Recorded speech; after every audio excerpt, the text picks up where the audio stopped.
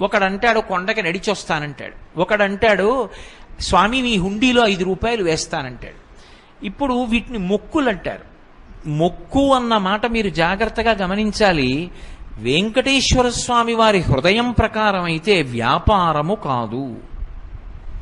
అది పాపము వలన దుఃఖం వస్తోందని వాడు తెలుసుకోవాలి.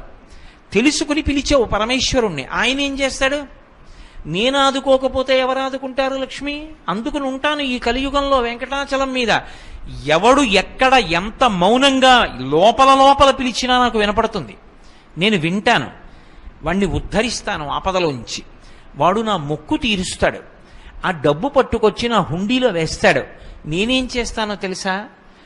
పరమధర్మాత్ముడు నన్ను చూడకుండా ఉండలేక, నాన్నగారిని చూడకుండా ఉండలేక వచ్చినటువంటి కొడుకులా, నన్ను చూడకుండా ఉండలేక వచ్చినటువంటి